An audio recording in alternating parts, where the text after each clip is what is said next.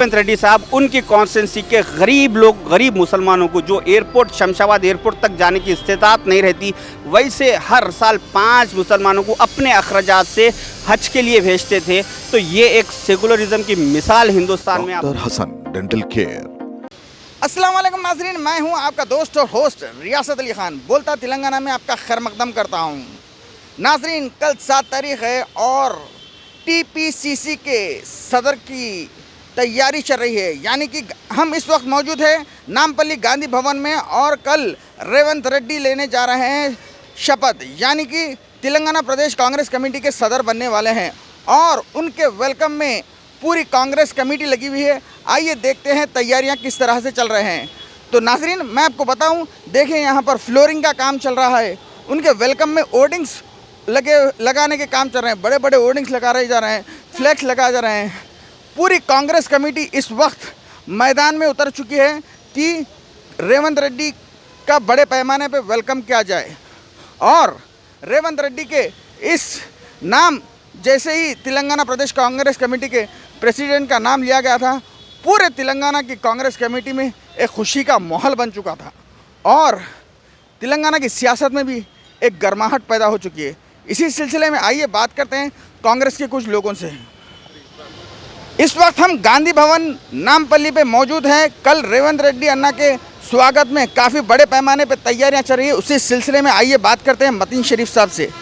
अस्सलाम वालेकुम। वालेकुम सलाम रहमतुल्लाहि व बरकातहू। मतीन शरीफ साहब, हमें बताइए कि किस तरह की कल की तैयारियां चल रही हैं। कल टीपीसीसी के प्रेसिडेंट बनने वाले हैं रेवंत रेड्डी, उसके लिए क्या तैयारी चल रही है?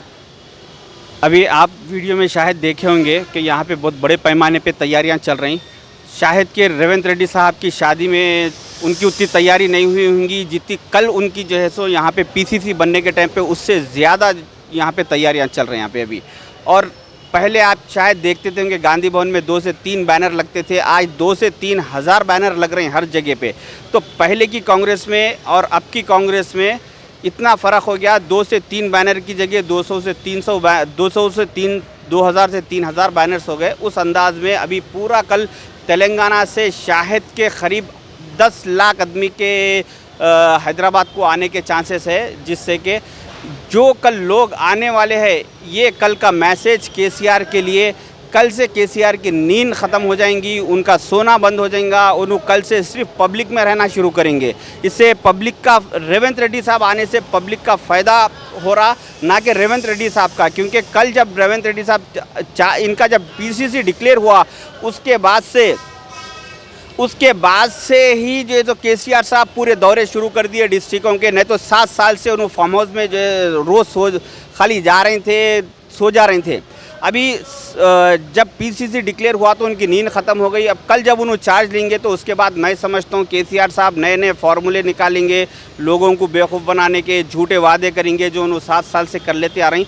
ऐसी इनके वादों का सिलसिला चलेगा। मगर अब कल पब्लिक ये यहाँ के लोग तेलंगाना की बता देंगी कि अब केसीआर का टाइम ख़त्म हो गया, अब रेवंत रेड्डी साहब का टाइम शुरू हो गया। जैसे रेवंत रेड्डी का नाम टीपीसीसी का सदर के नाम पे मुनक़िद हुआ था, उस दिन से लेके आज तक हम ये देखते आ रहे हैं कि उनके घर के बाहर हज़ारों के तादाद में लोग देर रात तक उनसे मिलने के लिए बेचैन हैं और नेक्स्ट सीएम के नारे उनके नाम से लग रहे हैं। किस हद तक टीआरएस को मुकाबला दे सकते हैं रेवंत रेड्डी? देखिए, उनके घर पे पब्लिक का हुजूम है। मैं खुद डेली उनके घर पे जाना ना हो रहा, जहाँ पे लोग डिस्ट्रिक्टों से अपने टिफ़िन लेके आ रही लाइन में, सुबह आके उन लोग शाम तक उनका इंतज़ार कर रहे हैं। कभी पब्लिक से मिल रहे हैं और साथ ही साथ सीनियर से घरों पे भी जाके बड़ों की जो है रेस्पेक्ट के तौर पे बड़ों को घर पे नहीं बुला रहे हैं, वो उनके घर पे जाके मिल रहे हैं। तो लोग डिस्ट्रिक्टों से सुबह से शाम तक आके उनके घर पे बैठे हुए रह रहे हैं। रहा सवाल सीएम का, वो एक पब्लिक उनसे उनकी चाहत में वो सीएम का नारा लगा रही। मगर कांग्रेस पार्टी का रूल है और रेवंत अन्ना का भी ये है कि जो भी पार्टी के डिसीजन से हट के हमारे को कभी बात नहीं करना चाहिए। जैसा कि अब पीसीसी का पार्टी डिसीजन ली, वैसी हर डिसीजन हाईकमान लेगी। ये टीआरएस नहीं है जो कि बाबा बेटे फार्म हाउस पे बैठ के डिसीजन लेने के लिए, ये कांग्रेस है, यहाँ पे हाईकमान हर चीज़ का डिसीजन लेती है। लेकिन एक बात तो ये तय है कि जैसा कि रेवंत रेड्डी का नाम प्रेसिडेंट के नाम से जुड़ा और टीपीसीसी के प्रेसिडेंट बनने वाले, एक तेलंगाना की सियासत में एक नई गर्माहट तो पैदा हो चुकी है। क्या ये बात किस हद तक सही है? देखिए, अभी 2018 के इलेक्शन जीएचएमसी इलेक्शन के बाद से कुछ बीजेपी के अनफॉर्चुनेटली कॉरपोरेटर जीतने के बाद ये पब्लिक में गैर ज़रूरी के टॉपिक चल रहा था कि बीजेपी सेकंड पोजीशन आएंगी बोल के। सिर्फ टीपीसीसी डिक्लेयर रेवंत रेड्डी साहब का नाम आने के बाद से 10 दिन के अंदर पूरी स्टेट की पॉलिटिक्स चेंज हो गई, पूरी सियासत यहाँ की बदल गई। कोई आप पिछले 10 दिन का रिकॉर्ड देख लीजिए, कहीं पर भी किसी के कोई मीडिया में कुछ भी एक बार भी कोई बीजेपी का नाम नहीं आ रहा। अभी यहाँ से बीजेपी तो बीजेपी रही, वो तो अभी टीआरएस भी ख़त्म होने वाली है। यहाँ से अभी सिर्फ कांग्रेस का नाम चलेगा और तेलंगाना के हर स्टेट हर डिस्ट्रिक्ट में कांग्रेस का झंडा लहराएगा इंशाल्लाह। कल का शेड्यूल क्या रहेगा? कल हमने सुना है कि कल रेवंत रेड्डी साहब यूसुफैन दरगाह को भी जाएंगे। क्या आप नाज़रीन को हमारे कुछ शेड्यूल के बारे में और उनको दावतनामा देना चाह रहे हैं? देखिए, हर पॉलिटिकल लीडर शो पिटअप करता मंदिर जाना मस्जिद जाने का केसीआर साहब की तरह, मगर रेवंत रेड्डी साहब वैसे शो पिटअप करने वाले नहीं, एक रियल सेकुलर लीडर है। उनकी एक मैं सेकुलरिज्म की आपको एक मिसाल दे दूं कि 2014 में और 2009 में और 2014 में जब ये कोलंगल से कॉन्टेस्ट किए थे और एमएलए बने थे, तो इन 10 साल के अरसे में हर साल रेवंत रेड्डी साहब उनकी कॉन्स्टिट्यूंसी के गरीब मुसलमानों को जो एयरपोर्ट शमशाबाद एयरपोर्ट तक जाने की इस्तेताअत नहीं रहती, वैसे हर साल 5 मुसलमानों को अपने अखराजात से हज के लिए भेजते थे। तो ये एक सेकुलरिज्म की मिसाल हिंदुस्तान में आप दे सकते।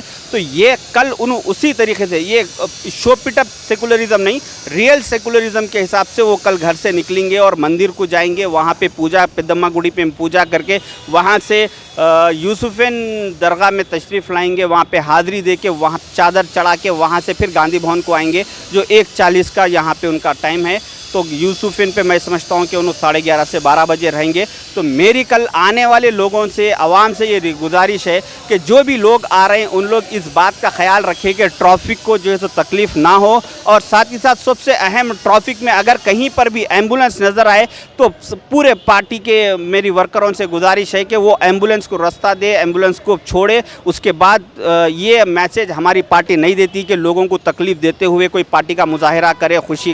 खुशी अपनी जगह है और एम्बुलेंसों का कल की तारीख में ख़ास ख्याल रखा जाए। मैं कांग्रेस के वर्करों से रिक्वेस्ट कर रहा हूँ। तो नाजरीन, ये थे मतीन शरीफ साहब। तो आप देख सकते हैं कि कल की तैयारी किस बड़े पैमाने पे चल रही है। टीपीसी सदर के मुनक़द रेवंत रेड्डी का नाम जैसे आया टीपीसी के सदर पे, उस बड़े पैमाने पे तैयारियां चल रहे हैं।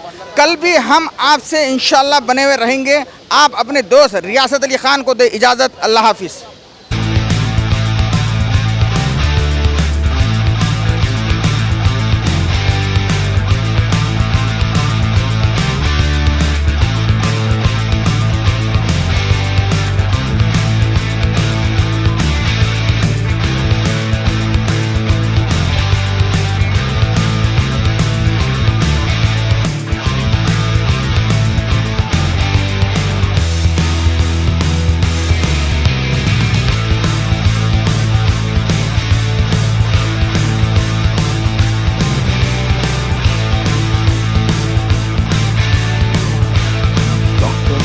डेंटल केयर, हमारे यहाँ root canal treatment, bleaching, high quality dental implant, teeth replacement, cosmetic treatment, child dental care, दांतों से जुड़े तमाम अमराज के लिए तशरीफ लाएं। जेके एलीट, फतेहा बाजार, चंचलगुड़ा।